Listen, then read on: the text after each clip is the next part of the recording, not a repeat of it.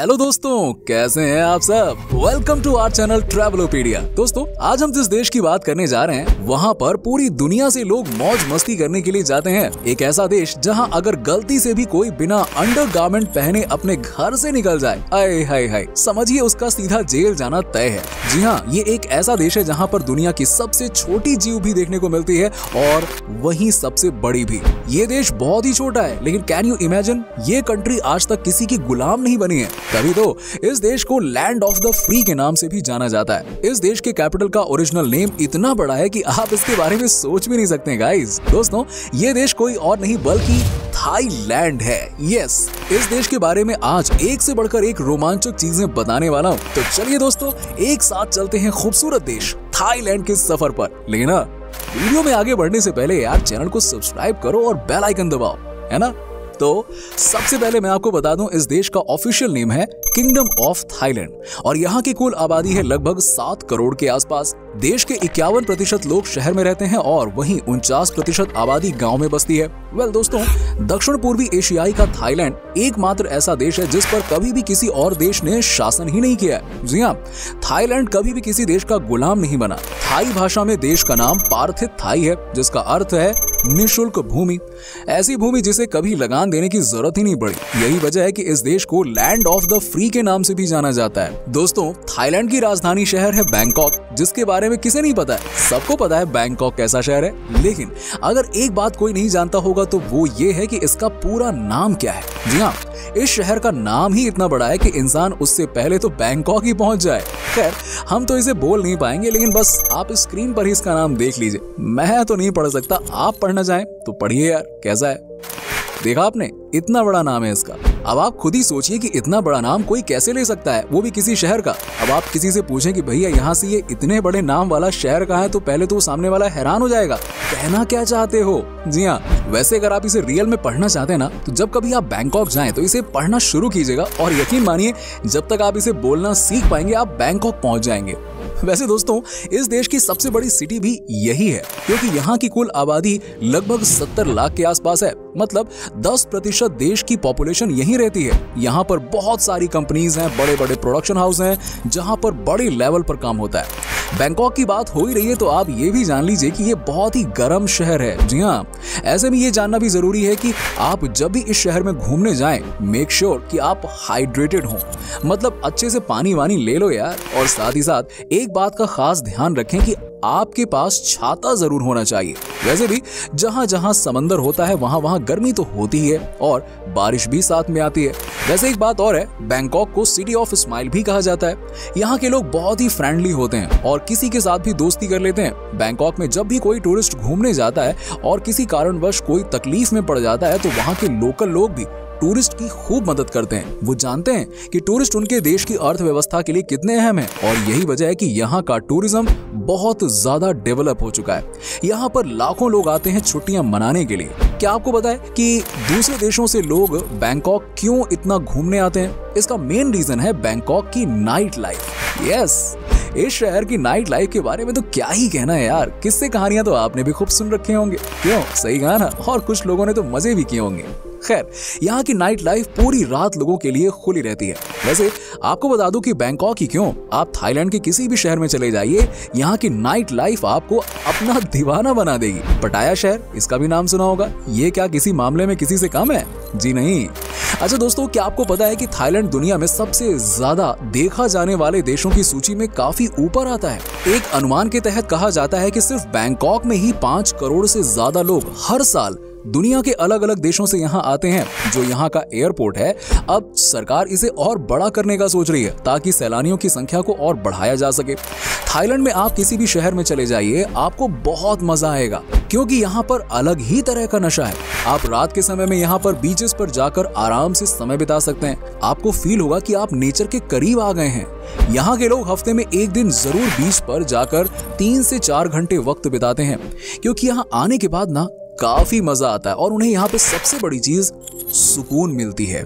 जी हाँ दोस्तों, थाईलैंड में अगर कोई गलती से भी बिना अंडरगारमेंट पहने घर से बाहर निकला तो समझिए उसका काम तो हो गया।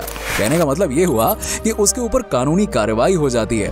अब आपके दिमाग में खुरापाती सवाल आ रहा होगा कि यार कोई ये कैसे पकड़ सकता है कि मैंने पैंट के नीचे चड्डी पहनी है या नहीं पहनी है।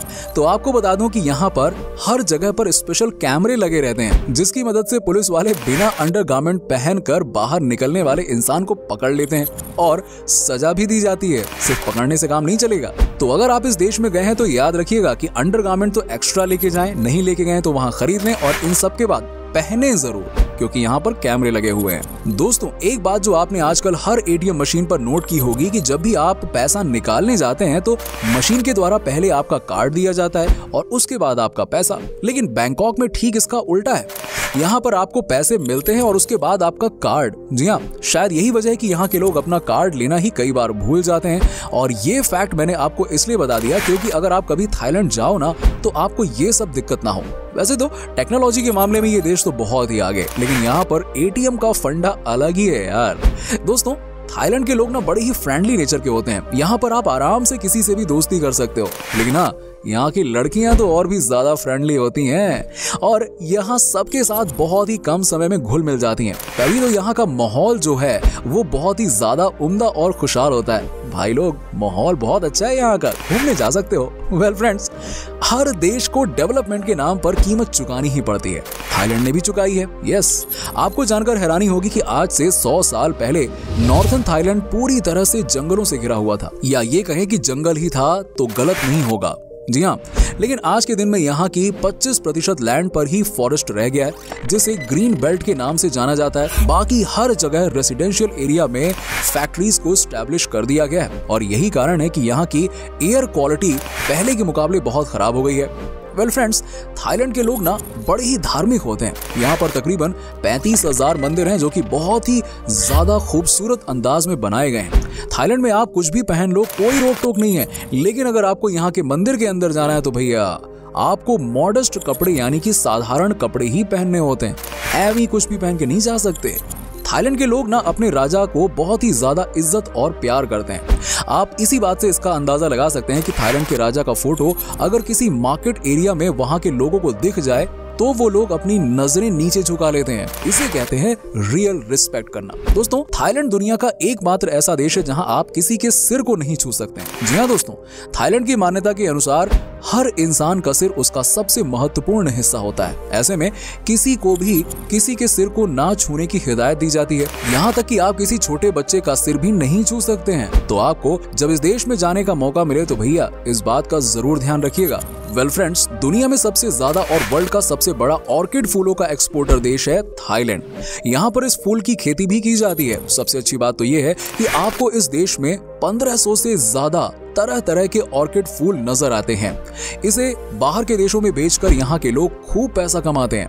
दोस्तों, अगर आपको स्पाइसी खाने से प्यार है तो आप थाईलैंड को बहुत पसंद करने वाले हो। यहाँ पर आपको तरह तरह का खाना खाने को मिलता है और यकीन मानिए सब इतने मसालेदार होते हैं कि आप तो चटकारे लेकर खाएंगे और आपको खाने में बहुत ही मजा आएगा। वैसे भी थाईलैंड की किंग फिश का स्वाद तो आए हाय हाय द बेस्ट माना जाता है। साथ ही यहाँ पर कोकोनट वाटर का इस्तेमाल अलग अलग तरह से किया जाता है।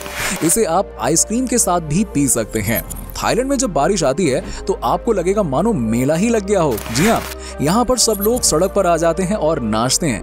यार छोटी सी कंट्री है लेकिन लोगों का दिल ना बहुत बड़ा है। लोगों का मानना भी है कि अगर आप किसी को परेशान नहीं करते हो तो आपके ऊपर भी कभी परेशानी नहीं आती है। यहाँ पर हंसते हुए चेहरे आपको ज्यादा देखने को मिलेंगे। क्या आपको पता है कि रेड बुल एनर्जी ड्रिंक जो हम पीते हैं उसकी शुरुआत भी थाईलैंड की राजधानी बैंकॉक से ही हुई थी। पहली बार रेड बुल बैंकॉक में 1976 में बनाया गया था। रेड बुल का हेड ऑफिस भी बैंकॉक शहर में है। यहाँ पर इसी तरह से कई और भी बड़ी बड़ी कंपनियों की शुरुआत हो चुकी है। तभी तो यहाँ के लोग क्रिएटिव एंड बिजनेस माइंडेड माने जाते हैं।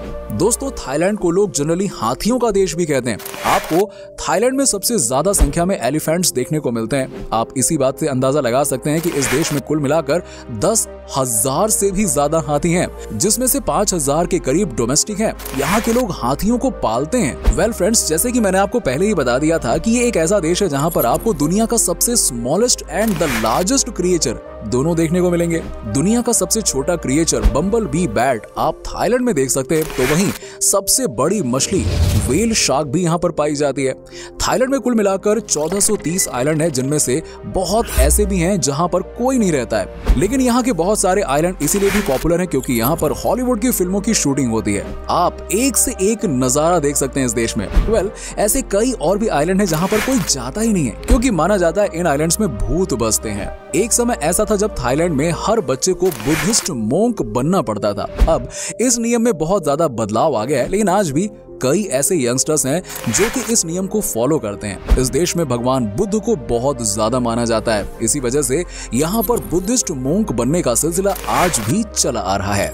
तो दोस्तों, ये था बहुत ही खूबसूरत देश थाईलैंड और उसका सफर। उम्मीद करते हैं कि आपको हमारा ये एपिसोड पसंद आया होगा। हमें नीचे कमेंट करके जरूर बताइए कि आज के वीडियो में आपको थाईलैंड की कौन कौन सी बातें सबसे अच्छी लगी। आप में से कोई अगर थाईलैंड गया हो तो हमें जरूर बताओ। वैसे क्या आप कभी थाईलैंड गए हो? अगर गए हो तो आपका एक्सपीरियंस कैसा रहा है, ये हमारे साथ जरूर शेयर कीजिएगा। साथ ही साथ इस वीडियो को अपने दोस्तों और रिश्तेदारों के साथ में शेयर करना ना भूलें और हमारे चैनल को सब्सक्राइब जरूर कर लीजिएगा। वीडियो को एंड तक देखने के लिए सभी दर्शकों का शुक्रिया। आपसे फिर मुलाकात होगी एक और नए वीडियो के साथ।